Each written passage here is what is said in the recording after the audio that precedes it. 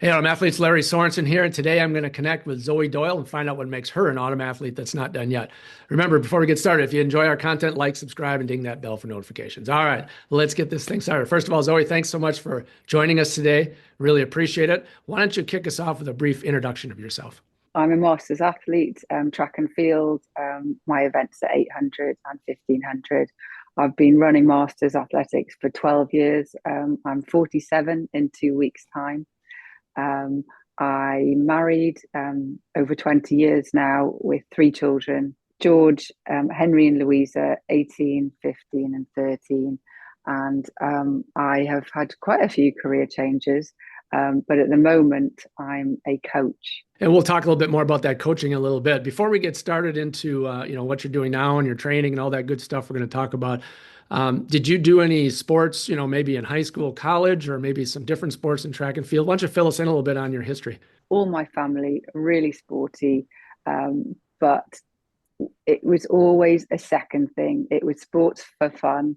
There was never any kind of ideas of taking it further and it becoming a career.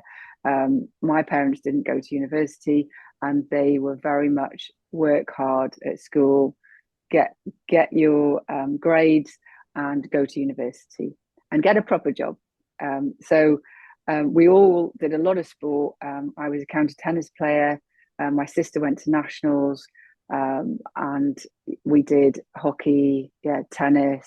I did run, and I got spotted on several occasions and asked to join Harriers.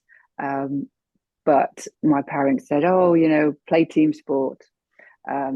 Anybody can run." And they had three kids as well, so they were ferrying us all around doing various activities. So I also used to get really nervous when I ran, and I think they found it uncomfortable and would actually sort of pull me out of races because they were like, "Should we just go home?" And I would say yes, and I wouldn't run. So they never really got it, I think.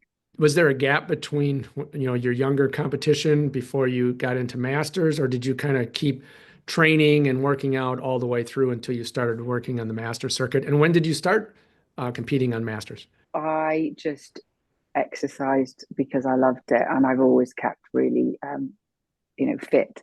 So I used to go to the gym and run, but no, it wasn't a competitive thing. It was just for my own mental and physical well-being. It was only when I got after my first child, I got an autoimmune disease, and it was the first time in my life that I'd been ill, and and that's what was the catalyst to thinking about health in a different way, and actually exercising became like therapy, physically and mentally, and then I started competing and realized I was pretty good at it, and I started doing triathlon but enjoyed the running the most. And then I got spotted by a club, and I was quite happy doing local races. And I had a young family, but then in a race I was hit by a car, and it was a near fatal accident. I was winning the race. There weren't any marshals. I ran out onto the road. There was high hedges. It was an off-road race. It went past the 60-mile limit road, and this Land Rover was going 40 miles an hour, and I can't remember, but it hit me, and I was really lucky to survive. But actually, that made me want to join a running club, because I thought I'm determined to keep running, and I need to do it in a safe environment. So So then I joined Belgrave Harriers. when you got hit, what kind of injuries did you sustain and how did you overcome them? I had a gash in my head, which I had to have glued. I broke my ankle. I had stitches in my knee. I was grazed all down one side of my body, my hands particularly bad, but sort of one side of my face, um, and broken ribs, and some internal bleeding. But actually, I was very, very lucky. Yeah. And I went into hospital. They cut all of my clothes off. They scanned me, and they said somebody was looking after you because Sure. you should not have survived that. You also mentioned about autoimmune disease. Can you tell us a little bit more about that? And is that something that you're still dealing with, or how did you work your way through that? Yeah, well, it's definitely been a drive for me because I wanted to be as fit and healthy as possible in order to have more children. But then I started competing and I enjoyed it and I challenged myself, and it became a journey that I've been on ever since. Um, so yeah, I was after my first son was 18 months. I I was ill, went to hospital. I was diagnosed with jaundice and some sort of liver issue, but it took them a while to diagnose me. By which point I'd got really, really ill, and my liver was going into liver failure. Um, but they diagnosed me. I got an autoimmune hepatitis type 2, which is very rare. There's only about 100 people in the UK who have it. So I've been under the specialist now since I was 30. So yeah, 17 years. And through health and fitness, I have, well, basically, I've got liver cirrhosis, but they can't see that I have it anymore, which is impossible. But from all my scans and everything, um, and the liver can rejuvenate itself. I've healed myself to a point because, I occasionally still get a flare up, and I did come off all the medication. And my consultant said, well, you have an 80% chance of a flare up. And I said, yes, but what if I'm in the 20%? And then I did have a flare up. So he said, you have to promise me never to come off the medication again. You're on it for life. So I am on it, but I'm on a very tiny dose, and I manage, and it really doesn't affect me. I get a checkup every 6 months, and touch wood, everything's been pretty good. It's not to dwell on negatives here, but so those are two big incidents, obviously. But what about actual track and field injuries? Have you had any issues there? Pulled hamstrings, that type of stuff, and just tell us a little bit about that, if there is any, or have you been healthy the whole time? This is how I went into coaching, because I realized that there's a recurring pattern of injury and illness, which is slightly to do with my autoimmune disease. So I've had 7 stress fractures, um, and I've had reactions to the COVID vaccine. I got COVID. Yeah. So I've had a lot of things. Bone injuries mainly. I haven't actually, touched wood, had anything, yeah, muscle wise. Last year I had a bit of tendonitis in top of my hamstrings and the attachments, which apparently is age related. It's that classic over 45 tendon issues. So that was the first one.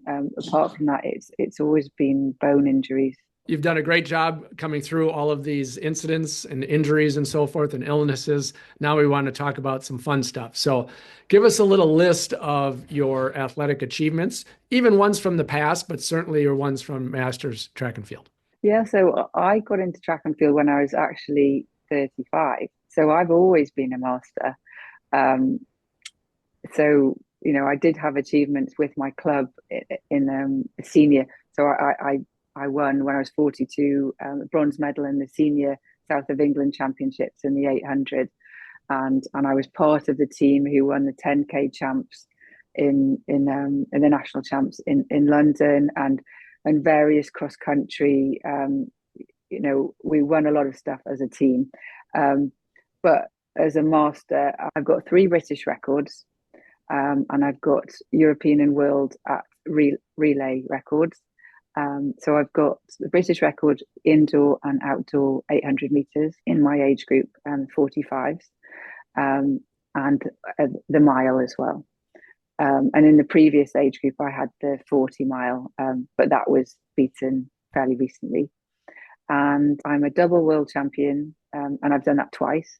And I'm 6 times European champion. And what are your PRs in those different events?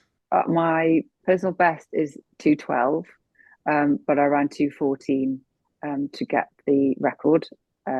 and I ran 2:15 indoors to get the British record for that, which is also a PB. What's on the horizon? Do you have any pending events, or are you chasing any specific times, or what does the future hold for Zoe? I haven't had a full outdoor season for 3 years because of various things happening. I was injured last year. I was ill the 2 previous years, and I still, made the most of it. It's a long season, so I still managed to compete. Um, but this summer, my main goal is to have a full track outdoor season. It's what I love. I just want to race loads, and I'm actually not putting the pressure on myself. Last year, I was wanting to get PRs. This year, I just want to enjoy it. I just want to run well. I want to see progress, and I want to run fast. And I'm not going to limit myself, but I'm also not going to have too many expectations. Give us a little idea of your training regimen, and you can break it down however you want, whether it's a particular or a typical day, typical week, in season, off season, cross training, track training. Just let us know kind of how you do it and what's made you successful. I tend to run about 50 miles a week. Um, Obviously, in competition period, it's a lot less, and it's more like 25. Um, I do a long run, and that may go for several weeks if I'm competing, but um, I try and top that back up when it is possible. So that will be anything from 8 miles to 13 miles in the winter. Um, then I will do 2 sessions. As it gets closer to summer, I'm doing 3 sessions a week at the moment, and one of those will be a longer, usually on a Thursday, a longer tempo type session. Um, and then I'll have a track. The main track session is usually a Tuesday, and then in summer season now, I'll have one on a Saturday as well. In the winter, it tends to be more like hills on a Saturday, and then easy running in between. I have 2 or 3 gym sessions, which again, is less in the summer, more in the winter. Um, I've started lifting heavier, doing less reps. I've added more plyometrics. So I'm always looking to do new things, to test my body in new ways, and improve, and then a bit of easy mileage in between. What would be a typical or maybe your favorite track session? Break that down a little bit. Distances, times, rests, however you want to fill us in on that. Give us an idea of what you do when you hit the track. My favorite sessions, which are, now, are the specific 800 meter, 1500 meter, 400 meter pace sessions that actually the faster with the longer recoveries, the shorter reps and less reps are the ones that I really love. So all winter I've been doing a lot on the track, and and even if it's, we've tried to keep speed in because I had the hamstring issue last year. So even if I do some quality speed work, then afterwards I'll do tempo reps, and there might be quite a lot. There might be 800.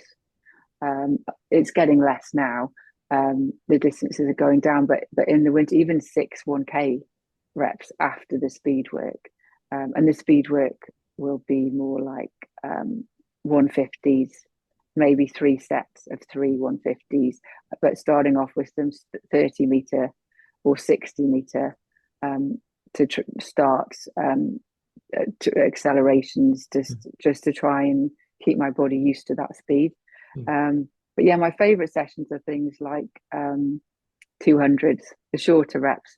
So I've got a really lovely session on Saturday, which is 4 sets of 300, 200, 100 with a 100 meter jog in between. And they're meant to be at 800 meter pace. But the last time I did this session, which was before the indoors, I was doing it faster. I was and I managed to maintain that for 4 sets, and then I'll have a break between sets of 6, 10 minutes, whatever it is. You talked a little bit about going to the gym and lifting a little heavier now. So when you talk about lowering your reps, what kind of rep range are you in? And then are you focusing all on legs as a track and field athlete, or are you doing a combination of upper body different types of movements, kind of give us a little more of a breakdown on what you do in the gym. So I used to do a 90-minute gym session and try and do it all in one session. And my coach said, no, it's too much. You should be in for 45 minutes and set, so I do two sessions now, which is so much better because I would usually run first as well. So I'd be really fatigued. So now it's more about quality and getting, the full range of movement. So things like squats, I squat 90 kg. I'll do like 4 sets of 8, and yeah, I'll probably do like 4 or 5 exercises in a session, and then I'll do. But before that, I'll do plyometrics, and then I'll do the heavy stuff, and then I'll do some conditioning work, and upper body. I don't do too much, but I'm naturally like really strong. My upper body. I used to swim quite a lot, and also played tennis. Um, so I do pull-ups and yeah, and chest press and and and dumbbell curls. Not loads, but yeah, a bit. Obviously, you're training very hard, but you also have to fuel your body. So tell us a little bit about your approach to diet and nutrition. I've always liked healthy food. Um, I've not been somebody. I don't like crisps. I don't like pizza. I genuinely doesn't do anything for me. Chips, you know, maybe people will find it hard to believe, but it's true. I'm just pastries, not interested. Never have been. So maybe I'm lucky. I do like sweet stuff. I like chocolate. But when I got an autoimmune disease, I really had to scale everything back. I had to go on like a liver diet, which meant no processed food at all. I had to look at the ingredients in everything because I wanted to heal my liver as much as I could. And I think that that's helped actually being an athlete because I'm very aware of everything that I'm putting into my body.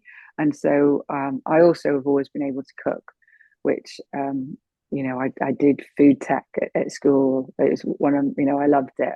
I've always cooked from scratch. So yeah, I have a really healthy diet. I don't eat gluten because I've got which when you've got an autoimmune disease you have to be very careful with your gut because you're more likely to get another autoimmune disease. Um, so I eat things that are good for my gut and I don't eat gluten and I also don't have dairy.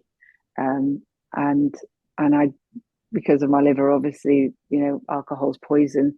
I very rarely drink.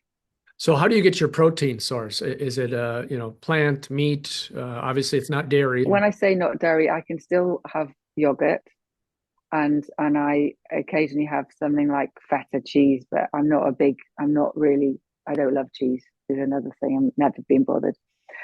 So I eat a lot of eggs. I have 4 eggs for my lunch. Most days I love fish, tuna, sea bass, salmon, chicken is a big staple, but I also really like red meat and I crave red meat, and I think that's my body telling me, because runners naturally have issues with iron, and I have had issues with iron in the past, so I have to remind myself to eat enough red meat every week, and I love steak, um, even like a good burger, a homemade burger. Okay, so you mentioned you like chocolate. So what's your go-to cheat cheat dessert or cheat sweet? I get organic dark chocolate buttons, um, which yeah don't have all the rubbish in, but yeah, I buy about 5 packets a week because my son started eating them as well. Okay. All right. So you're training hard, you're eating extremely well. How about rest? Tell us a little bit about how you get your rest and recovery in, not just in general, but there again, maybe even with your sessions or your training. Well, this is why I really like warm weather training. So I just got back from Portugal, and I've done that for the last 3 years because I it allows me to train harder, and because you get so much rest, you're just looking after yourself. So it's hard being a mum with 3 kids, um, to get enough rest. But I've learned, to plan out my diary and to make sure I have enough rest scheduled. And yeah, there'll be days that are busier than others, but then I'll make sure I have more rest on the days where I can accommodate it. I have become good at doing nothing because sometimes I know that's what I need to do. And I think it's something that a lot of people struggle with, but actually, it's really good for you. If you were going to bottle your secret sauce to health and fitness, what would the ingredients to that recipe be? I think you've got to have faith and belief. It's something that throughout all the struggles that I've had in my life, I've always had an inner compass, an inner belief in myself, in my own abilities. Um, and that kind of, you have to keep that fire burning. Yeah. And yeah, and looking after yourself, that means self-care. Um, and and also investing in your relationships because that's a big indicator of happiness. You've had great success. You've overcome quite a bit to be successful, doing all the things right at this point. If you could go back in time and maybe change something a little bit, would you have done something differently if you could? Yeah, I would have been a lot more compassionate with myself, and not been so hard on myself. And I would encourage other people to think about that and think about their self-talk, and is it empowering? Is it kind? Is it what you would say to somebody you love? Because that's how you should speak to yourself. All right, we're going to transition just a little bit here. You're doing all the right things to be highly competitive, but the question is, why do you do it? What's the motivation at 47 to keep pushing hard and driving? Yeah, I think the original motivation was my core value of health, and that mentally and physically, it's really good for me. And to have a challenge and a goal. I was injured last year. I wasn't sure if I'd make the indoors. I actually sort of started thinking, am I that bothered? I've achieved everything that I really set out to achieve. Once I started in Masters, it quickly became world champion was my big goal. And then it became British record. Um, and and so I did have a moment last year where I got a new job. I was really happy. My relationships really good. And I just thought, am I as bothered? And I did question it. But I think it's really good to question yourself because otherwise you're just going along the same path. I think we don't question ourselves enough generally in our life. Because so then I made the decision to go to Florida because I thought it's going to be a great championship. The weather's going to be great, and actually, it's good for me. My training is good for me, but if I have a goal, I'm going to train that much harder. So I didn't have loads of expectations like I normally do. I thought just use it as a source to get back, have a nice time in the sunshine, and see what happens. Mm. But but then you do train that much harder, and I did get back, and I did win both my races, and it was great, and then that motivation has now led me to train a bit harder and look forward to the outdoor season, and whether it means I go to the next championships in October, I'm not sure yet, but it was sometimes I think you need to take action to motivate yourself. Mhm. You can't, always disciplined to train, but to have that real motivation, actually, a 6 month goal of a Masters Championship, it is really good. It's really good for me, Yeah. and it's good for my training, and yeah. I think we all need goals. Speaking of goals, now you said something about coaching. So tell us a little bit about coaching, how we can find you. Do you do just personal coaching or do you do online coaching?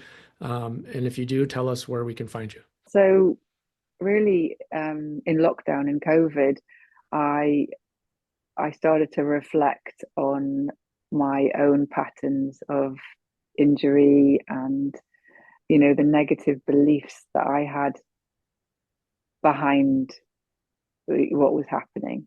And so then that led me to retrain as a personal performance coach, as an NLP practitioner.